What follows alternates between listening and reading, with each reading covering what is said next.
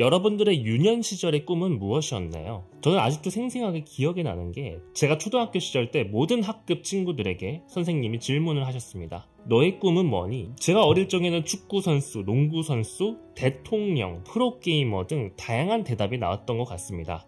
그때 당시 프로게이머라는 직업이 막 나왔을 시절이에요. 게임을 좋아하던 저는 프로게이머가 되고 싶다고 말한 게 기억이 나네요. 부모님께서는 프로게이머보다는 프로그래머가 어떻겠냐는 권유를 하셨던 기억도 납니다. 저는 굉장히 재밌게도 프로그래머로 9년 동안 생활을 했어요. 요즘에는 유튜브 크리에이터가 가장 선망받는 직업이라고 합니다. 9년차 개발자였던 제가 갑자기 유튜브 크리에이터가 된 것도 굉장히 신기하기도 합니다. 세상도 저도 참 많은 변화가 있기도 한 것 같아요. 어릴 적 꿈은 정말 순수합니다. 아무런 제약이 없던 시절이었죠. 하지만 어릴 적 꿈은 시간이 지나면서 점점 바뀌게 돼요. 인생을 스스로 책임져야 한다고 생각하기 때문입니다. 위대한 도전보다는 안정적인 사고를 하게 되죠. 이미 여러 번 시도해봤지만 변화를 만드는 건 생각보다 어렵다는 걸 깨닫게 돼요. 학창시절 때는 학교 성적이, 직장인 시절에는 업무 성과가 내가 꿈으로 가는 걸음에 발목을 잡게 됩니다. 이러한 우리 인생에 조던 피터슨이 조언합니다. And so like one of the things I tell young men, well, and young women as well, but the young men really need to hear this more, I think, is that you should be a monster. You know, because everyone says, well, you should be harmless, virtuous. You shouldn't do anyone any harm. You should sheath your competitive instinct. You shouldn't try to win. You know, you don't want to be too aggressive. You don't want to be too assertive. You want to take a back seat and all of that. It's like, no. Wrong. You should be a monster, an absolute monster, and then you should learn how to control it. And that's exactly right. And so when I tell young men that, they think, well, lots of them are competitive. They're low in agreeableness, you know, because that's part of being competitive temperamentally. It's like, is there something wrong with being competitive? There's nothing wrong with it. There's something wrong with cheating. There's something wrong with being a tyrant. There's something wrong with winning unfairly. All of those things are bad. But you don't want people to win? What's the difference between trying to win and striving? You want to eradicate striving? Well, it's the uncomfortable feeling that people associate with losing. When they've personally experienced it, they look at losing as they've been oppressed or they've been hurt. But what they don't understand is that is the motivation for growth. And one of the most beautiful things that I think a young person can get involved in is martial arts, because martial arts teach you that in a way that very few things do. They teach you it in especially jiu-jitsu, because jiu-jitsu is so complex and there's so many possibilities to it that it attracts a lot of really smart people. If you think of jiu-jitsu, you would think of like brutish individuals engaging in this hard martial art. If you go to a real good jiu-jitsu school, you see nerds. You see a bunch of like really smart kids that really get obsessed with the possibilities of this physical language. This physical language also teaches you the consequences of not working hard, of not being prepared, of not understanding positions, of not doing due diligence and doing the work. And it's an amazing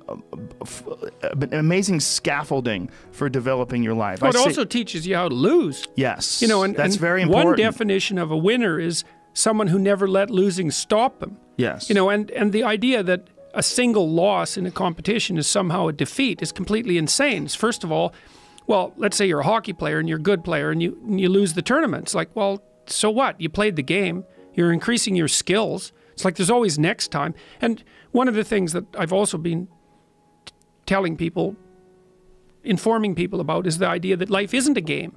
It's a series of games. And the right ethic is to be the winner of the series of games.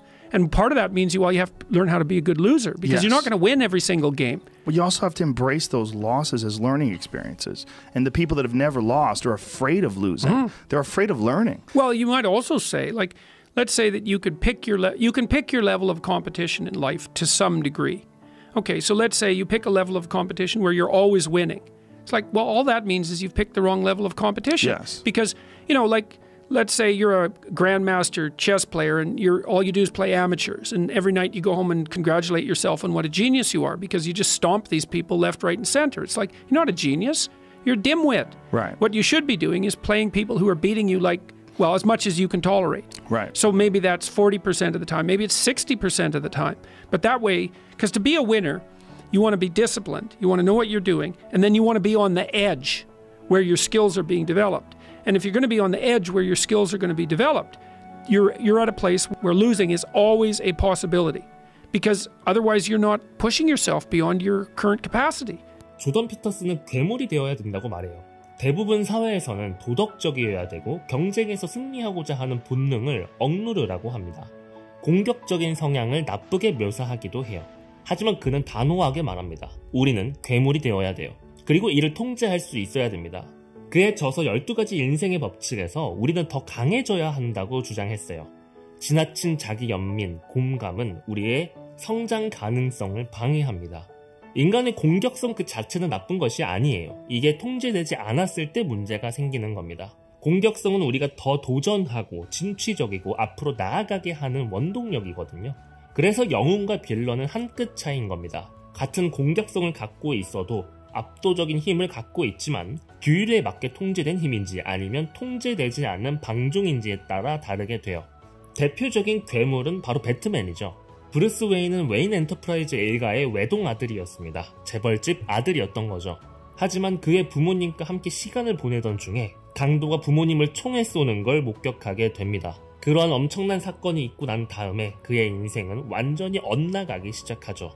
그는 강도를 죽이기 위해 복수심에 불타올랐습니다. 하지만 그를 잡아주었던 건 그의 어릴 적 친구인 레이첼이었습니다. 반면에 조커는 그렇지 않았죠. 조커는 암울했던 시절로 인해서 공격적 성향이 더욱 두드러졌지만 이를 다잡아줄 수 있는 기회가 많이 없었어요. 그렇게 그는 고담시티의 최고의 빌런이 되었죠. 압도적 능력을 갖기 위해서는 강인함이 필수입니다. 하지만 이를 잘 통제하느냐에 따라서 영웅이 되느냐 빌런이 되느냐가 결정돼요. 우리가 가지고 있던 꿈은 현실적인 조건으로 인해 많이 사라진 상태입니다. 하지만 이 현실적인 조건을 이겨내는 사람이 반드시 존재해요. 자신의 목숨을 걸고 공격적이고 자기 주장이 강하며 원하는 걸 쟁취하기 위한 의지가 있는 사람들은 어떠한 악조건에서도 자신의 꿈을 실현하게 됩니다.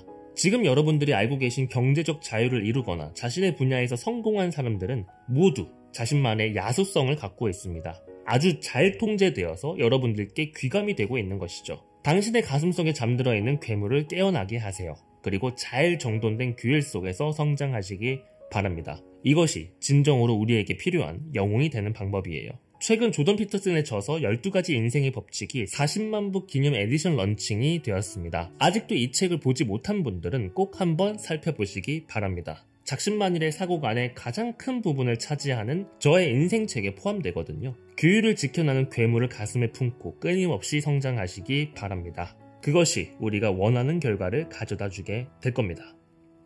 여러분들의 성공 마인드 동반자 작심만일입니다.